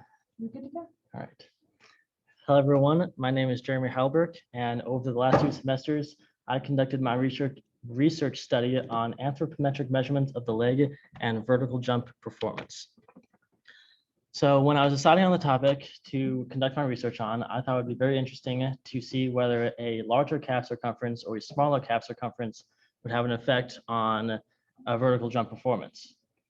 Once I started doing my background information, there were a lot of studies, such as those done by Barbara Huang and Amelia Fahar, who not only measured calf circumference and other measurements, but they also included a bunch of other muscle groups of the leg as well to correlate with vertical jump performance. This kind of encouraged me to add other muscle groups in my own study, and so I chose to use the hamstrings in my study as well. And that led me to my main goal and question of the study, which was is there a correlation between anthropometric calf and hamstring measurements and vertical jump performance? And then the secondary question or goal of the study was that if there was a correlation found, was it a positive correlation or a negative correlation? So the main pillars I had to build my research on were calves and hamstrings are both primary movers in a vertical jump movement. The calves primarily cause spring and lift off the ground through plantar flexion, and the hamstrings cause lift through the body through hip extension. That led me into the second pillar, which is a larger muscle mass should and will produce a greater force production, and that should improve sports performance. So basically, as the calf becomes larger and has more muscle mass, it should be able to produce more muscle or more force production, therefore propelling the patient higher through their movement. And then the last pillar was finding the balance between an increased weight, increased muscle mass, which is going to create that increased force, and not surpassing the weight in which it could effectively be moved through the jump. So as especially the hamstring, as it gains more muscle mass, it's going to exponentially become heavier, which will make it more difficult for the athlete or patient to jump higher and continue to improve their vertical jump.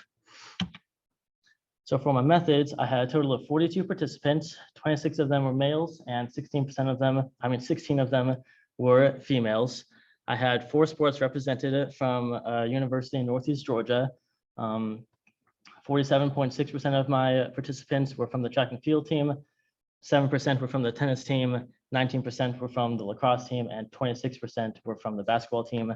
And I had at least 1 male and female representative of each sport in the study. The instruments I used were a vertical jump measurement board, a measuring tape, a participant consent form, and unfortunately, I forgot to put it on the slide, but also a skin fold caliper. For the procedure, every time that a patient came in to be tested, the first thing I did was take a hamstring and calf girth measurement, so circumference measurement, at the midpoint of those 2 muscle groups. And I did both of those measurements 3 times and used the average of those measurements for the analysis, and that was to help reduce as much error as possible. After that, I took their hamstring skin fold caliper measurement at both the hamstring and calf at the same point that I took the circumference measurement. And I also did that measurement 3 times to try and reduce error as well. And I used the average of those scores for the analysis. The last thing they did was they completed 3 maximum effort vertical jumps. And for this one, I actually only used their max score because I wanted to see what the maximum amount of lift they could get with the measurements that I had just taken. I didn't want fatigue to play a role in lowering those scores and skew the data. For the analysis, I used a Pearson 2-tailed correlation test, and I ran that for all my participants together, so males and females, all 42 volunteers. And then I also split them up by gender and ran the same test for both genders, so male and female. So these are just some of the descriptive results. First, as you can see, the males had larger scores in both the hamstring and gastroc circumference measurements, while the females had larger or higher scores in both the hamstring and calf skin fold caliper measurements. And the males also had a higher vertical jump average, coming in about 26 inches with a about 5-inch standard deviation. And the females came in right around 19 inches on average with a 3-inch standard deviation. So for the results, this first slide is for the whole group together, so males and females. And I actually got pretty good results with this test. There was statistically significant positive correlations between both the calf circumference and the hamstring circumference. And those were to a p-value of 0.01, which was even lower than the requirements, which was at least a p-value of 0.05. So they were fairly significant for the purposes of this study. And so basically this means that as the group as a whole, as their calf circumference and hamstring circumference increased, so larger muscle mass, they increased their vertical jump. When I split them into up by gender, I also got interesting results that kind of surprised me. The females actually had no statistically significant correlation between any of the variables and the vertical jump. So that was with the circumference of both the hamstring and calf, and also the skin fold caliper measurements of the hamstring and calf. None of them were statistically significant, although a lot of them did have positive correlations. They just didn't reach the threshold for the purposes of this study. What I did find interesting, though, even though it wasn't statistically significant, was that they had a negative correlation between their hamstring circumference and their vertical jump performance. So as they had larger muscle mass in their hamstrings, their vertical jump performance decreased. The males followed a much more similar pattern to the original or the whole group as together, and they had a statistically significant correlation, positive correlation between their calf circumference and vertical jump performance, and that was to a p-value of 0.01 as well, so more than significant for the purposes of this study. And then I don't have a graph for this one, but they also had a statistically significant positive correlation between their hamstring skin fold caliper measurements and the vertical jump. So as their subcutaneous fat level increased, they actually had a higher vertical jump, which surprised me in this study. So what does all this mean? First of all, my original hypotheses were that there was going to be a positive correlation between increased gastrocnemius circumference and vertical jump. And the secondary hypothesis was there was going to be a negative correlation between hamstring circumference and vertical jump performance. And I hypothesized this because the hamstring is such a large muscle group that I thought as it increased in size, it would begin to weigh too much, and that would start hindering the athlete's performance in the vertical jump. Both of these hypotheses came true to an extent. The first one was fairly accurate, as both the group as a whole, so females and males put together, showed that positive correlation between calf circumference and vertical jump performance, as well as the males on their own showed that same positive correlation. The only group that did not show that correlation were the females. And then the secondary hypothesis between the negative correlation between hamstring circumference and decreased vertical jump wasn't shown as in the group as a whole or with males, but there was that slight negative correlation in the females group alone, which I thought was interesting and at least satisfied me for the purposes of this study, given the small sample size. And my results also were very similar to a lot of the studies that I used in my research, studies such as the ones I mentioned earlier with led by Wong, and then two other studies led by Ken Giselle and Alizadeh, all sought to find a correlation between calf circumference and vertical jump, and they also showed a positive correlation as to similar to how my study resulted in. Most of the studies that I was looking at in my research did not include hamstring in their measurements and correlations because they were more focused on the quadriceps, because they are the primary movers of knee flexion, and that's what they were more interested in for the purposes of their study. But I think the one study that did include hamstring did not show a significant correlation between their increased muscle mass and vertical jump. So there weren't similarities between that. So for my limitations, the first limitation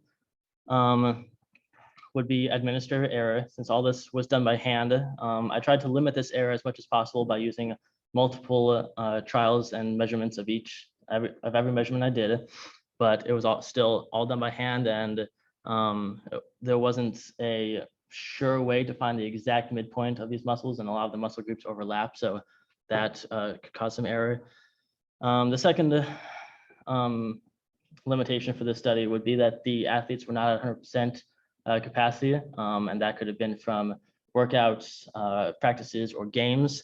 I tried to limit this error by making sure not to test any of my participants within an hour of workouts, games, or practices, but depending on the week and the cycle they were in with their workouts, they still might not have been 100%. They could have been fatigued just from the week or from the day in general.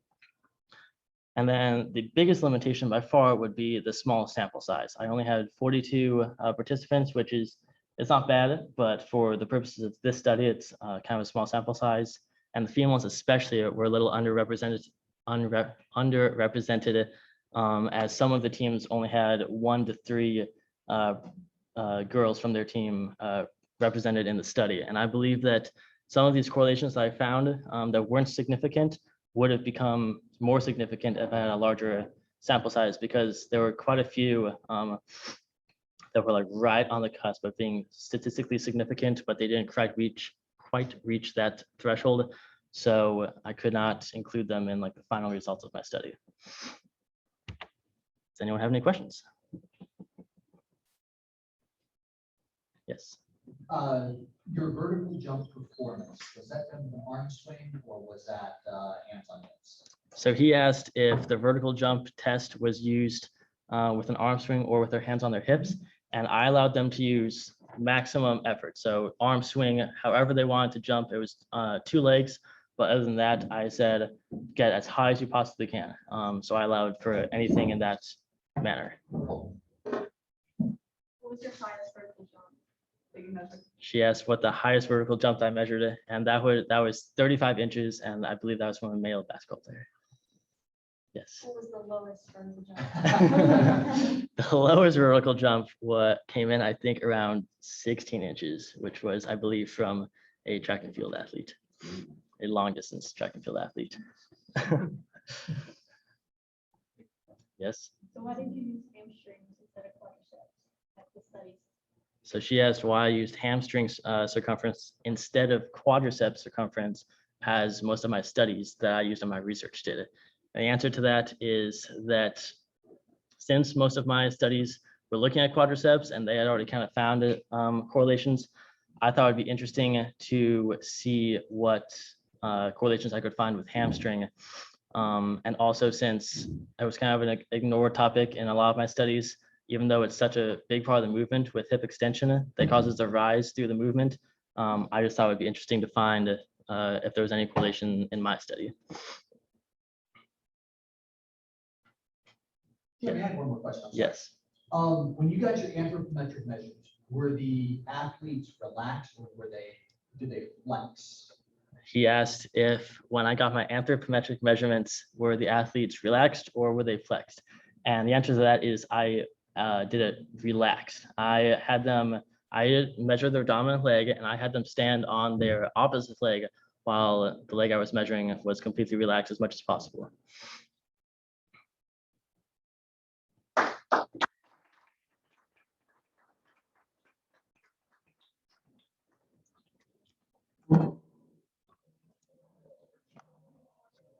You're gonna do so fabulous.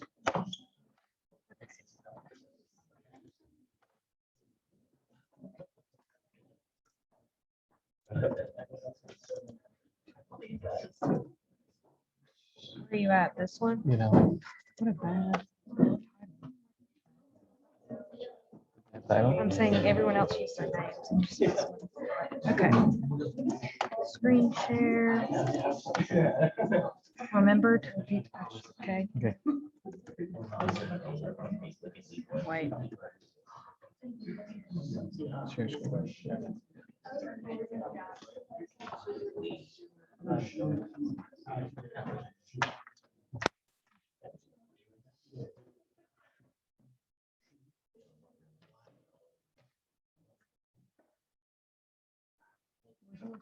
Mine?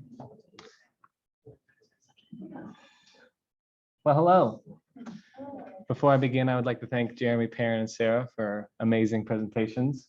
And I would like to thank everybody coming out to talk about the analysis of VO2 max and sports efficiency. So my name is Maxwell Miller. If you don't know this project has been 2 years in the making. So I'm really excited to do this today. So a little bit of background. We're talking about VO2 max, aerobic capacity, and endurance athletes today. So VO2 max is the maximum amount of oxygen an individual can use during maximal exercise. So pushing your body to the absolute limit, how much oxygen can your body use?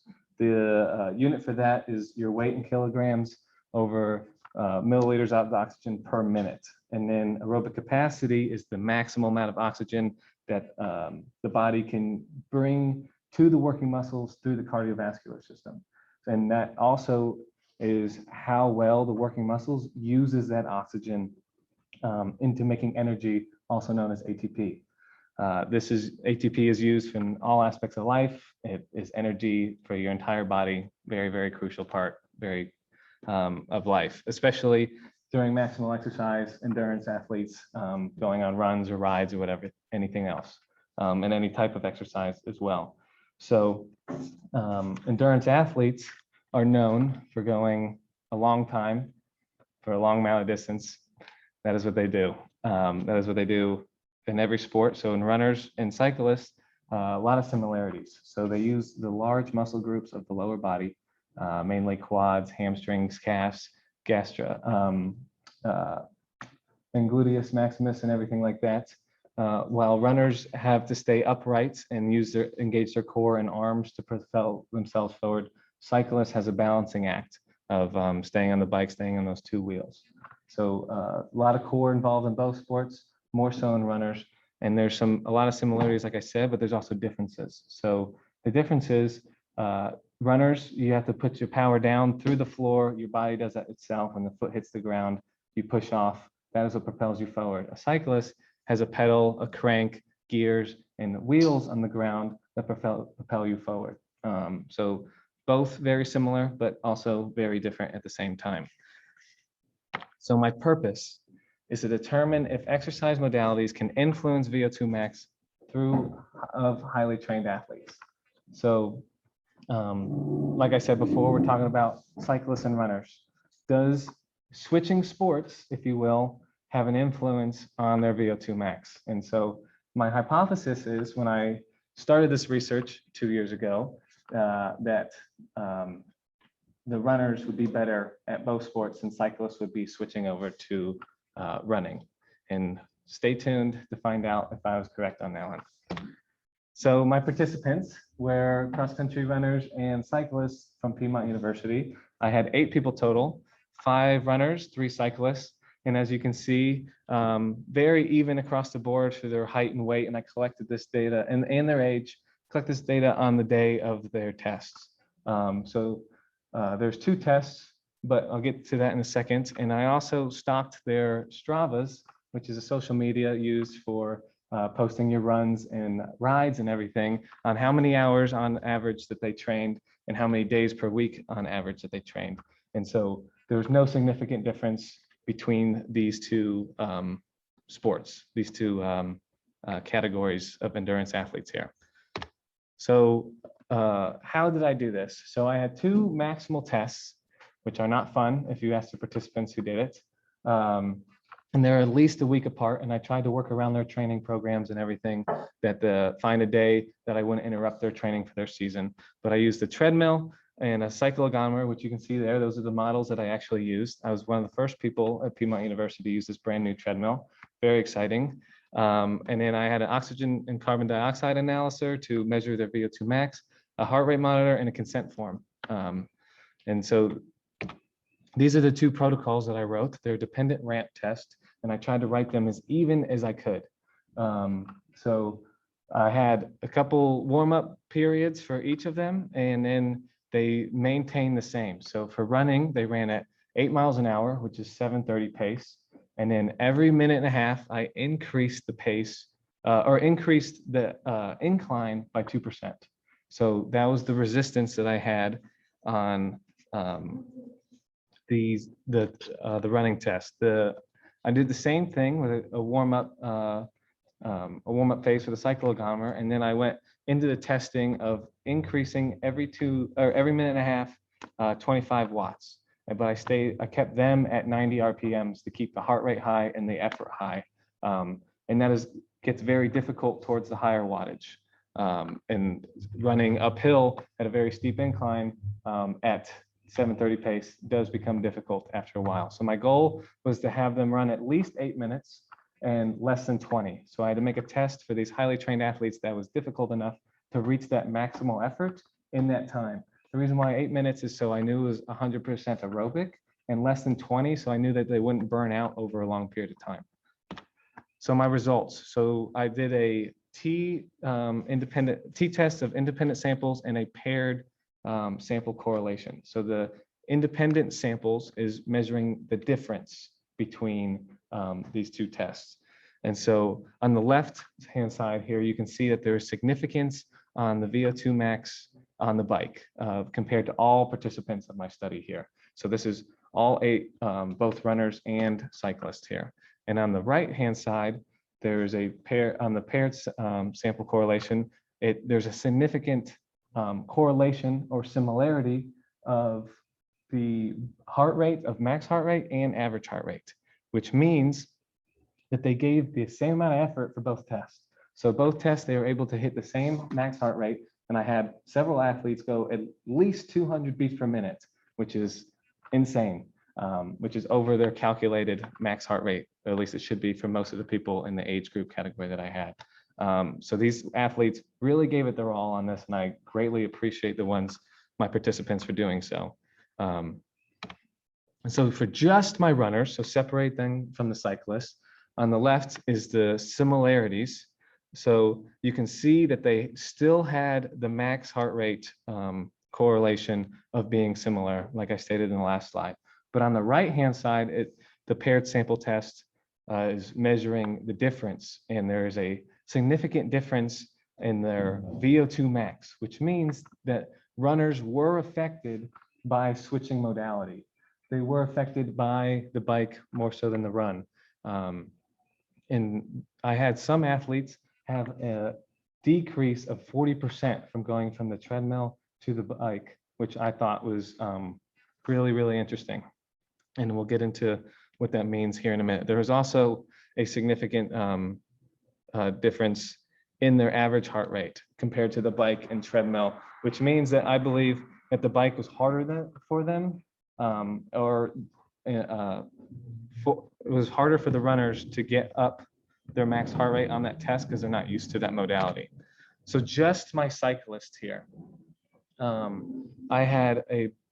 there's a significant correlation between or similarity between their bike VO2 and their treadmill VO2, which means they were unaffected by each test, which is my whole study here of why I'm doing this. And I can tell that this means that cyclists were unaffected by running and the bike. So their VO2 was exactly the same, if not close. The biggest difference between my 3 cyclists was 5%. And while the biggest difference from my runners from bike to treadmill was 40%, which is much bigger. So I want to emphasize here that each of my runners and cyclists were in the superior category for both tests of their VO2. So we're dealing with very, very highly trained athletes, and which is very cool to work with. Which this also means I was incorrect with my hypothesis. I may have been a little biased because I am a runner and I ran for this institution for 5 years. So I was hoping that runners would pull through and be better, but we are not. So, but this is why I wanted to do this study. This is why I wanted to do it. I had several limitations in this very small sample size. I only had 3 cyclists, which is not very many people. If I could do this again, I would at least like 10 to 15 people in each sport, which would be awesome. And then I also, I had 2 cyclists with a background in running, but they haven't competed in running in years. And so I would like to say that they did have some memory, there's some muscle memory into this test. But they are mainly trained to be cyclists now, and they have been for years. So I still believe that these cyclists are mainly cyclists, if that makes sense, that their body is adapted to that sport.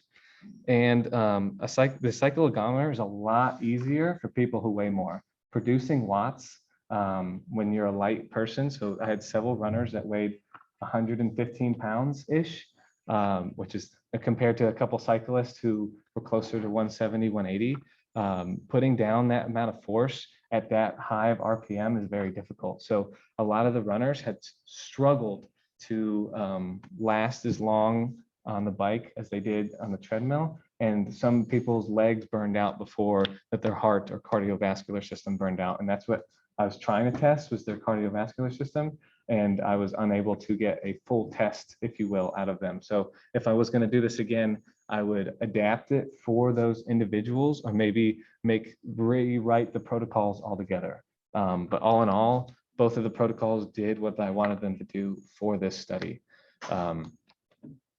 Like I said before, the cyclists and runners, cyclists were unaffected by this. So this means that highly trained athletes and coaches in these sports can use this data for the future on training their athletes to be better suited for like if a runner is going to take an off day and go for a bike ride, they need to know that they're not going to be as efficient on the bike as they would be if they went for a slow jog.